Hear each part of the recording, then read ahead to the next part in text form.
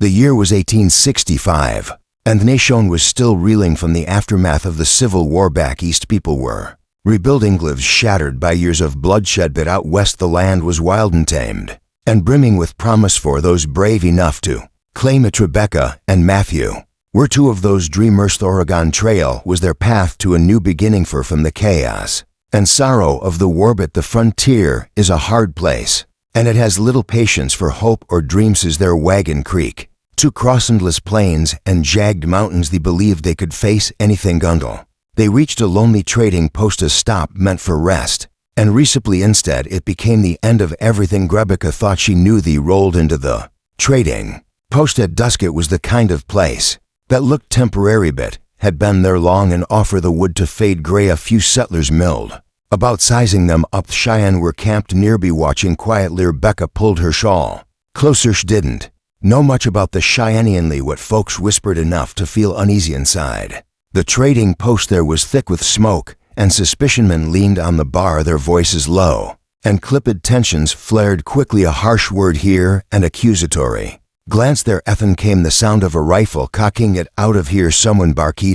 Cheyenne man stepped forward, his hands raised in protest, but it was too late. The first shot rang out, and then chaos erupted. Guns flashed, men shouted, and Rebecca ducked for covers. The room filled with smoke and screams. The awkward smell of gunpowder stung her nose, and the sound of splintering wood filled her ears. She saw Matthew lunge toward her, but before he could reach her, crumpled to the ground, clutching his chest. No, Rebecca screamed, crawling toward him through the melee. Bullets whizzed past her head, but all she could see was Matthew, his face pale and twisted in pain. She cradled his head in her hands as he gasped for air. His eyes met hers for one agonizing moment before they closed forever. The wilderness couldn't stay not here, where every inch of ground was soaked in grief. With Matthew's blood still on her hands, she gathered what little she could carry and walked out into the wilderness. Weight of her loss pressing down on her like the cold night sky. In the days that followed, she found herself haunted by that look. Every shadow seemed to carry his voice, his laughter, the dreams they had shared. She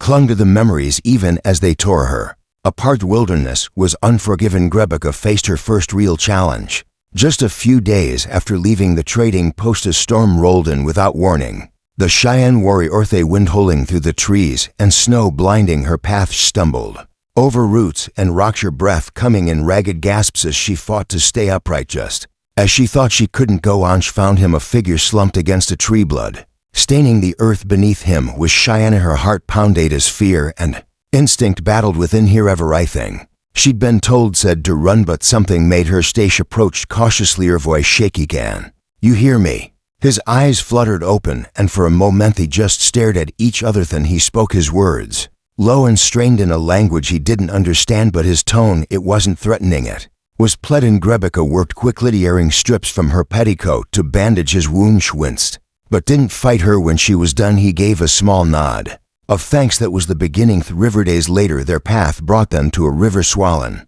from the recent storm. The icy water churned violently, and the sound of the rapids filled Rebecca with dread. "We can't cross this," she said, her voice trembling.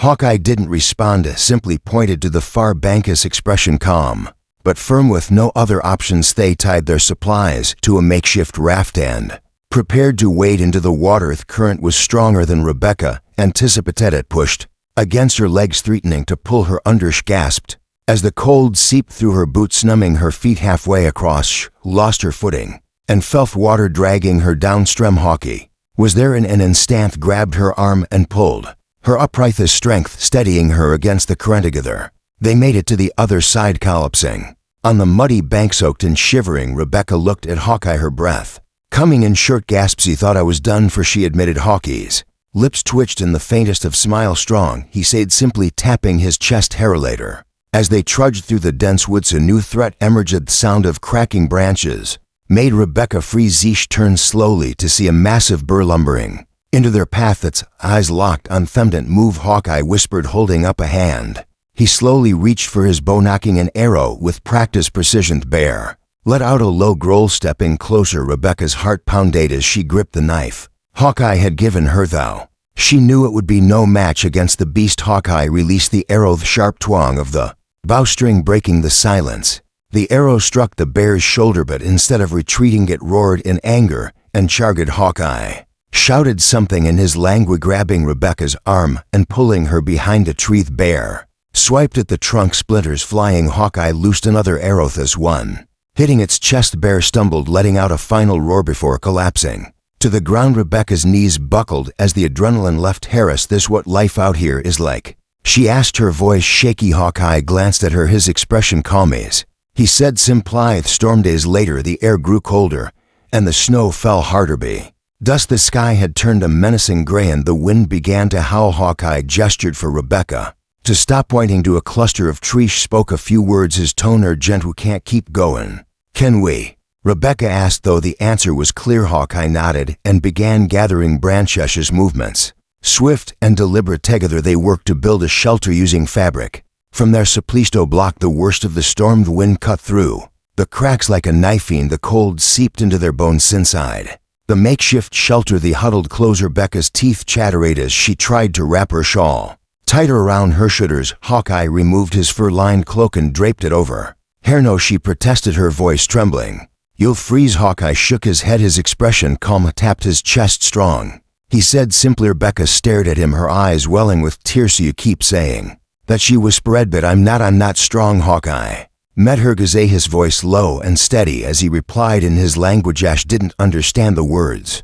but the way he spoke made her believe him. For the first time in weeks, felt a spark of warmth, not just from the cloak but from the quiet strength he shared with her. Bandits came at dusk. 3 rough-looking men, armed and desperate. K spotted their tracks hours earlier, his expression grimace. He led Rebecca deeper into the woods, but the men were relentless. By the time they approached Rebecca and Hawkeye had nowhere left to run. Hand over what you've got, leader sneered, his gun aimed squarely at Hawkeye. Maybe we'll let you live. Rebecca's hands shook as she stepped forward, her voice trembling but steady. You don't have anything worth taking. The man laughed. That's where you're wrong, sweetheart. Before she could respond, Hawkeye lunged forward, knocking the gun aside. The crack of the shot echoed through the trees as the 2 men grappled. Another bandit charged toward Rebecca, but she swung a heavy branch, catching him across the jaw, fell to the ground cursing. The fight ended as quickly as it began. Hawkeye stood over the leader, his knife at the man's throat. This voice was calm but deadly as he spoke in his language. The meaning was clear. Leave or you won't walk away. Men scrambled to their feet and disappeared into the woods, their curses fading into the distance. Rebecca's chest heaved as she tried to catch her breath. Hawkeye turned to her, his eyes scanning her for injury. Yes, managed a shaky smile. I never thought I'd stand up to a man like that, she admitted. Matthew would have been proud of me. I think. End time came for Rebecca to move on, standing at the edge of the forest. She hesitated. He don't want to leave, she whispered, her voice breaking. Hawkeye didn't reply with words. Instead, he placed a hand over her heart, then his own, a silent promise that their bond would remain. As she turned to leave, tears blurred her vision, but she didn't stop. She wasn't the same woman who had started this journey. She was stronger now, not just because she had survived, but because of the man who had walked with her through the wilderness trail. West was never easy. It was a place where dreams were tested, where the land itself seemed to challenge those brave enough to cross it. For Rebecca's journey wasn't just about reaching a new home, it was about discovering the strength she didn't know she had out there in the wilderness. She lost everything she thought she couldn't live without, but she gained something far greater: resilience, trust, and a bond that defied the world's expectations. Shaky wasn't supposed to be an ally. Together they faced the unforgiving frontier, forging a connection built on survival and mutual respect. Their story is a reminder that even in the harshest of places, even when the odds are stacked against us, there's something inside us that refuses to give up. And sometimes it's the people we least expect who help us find that strength. Rebecca's journey didn't end when she left those mountains. With every step she took toward a new life, Ash carried the lessons of survival and trust that she had learned in the snow, the storms, and the silence of the wilderness. So what do we take from this tale? Maybe it's this: the frontier wasn't just a playsite, was a test of will, and for those who dared to face it, rewards weren't just land or riches, but the unshakable knowledge that they had endured, they had survived. If this story moved you, don't forget to like, subscribe,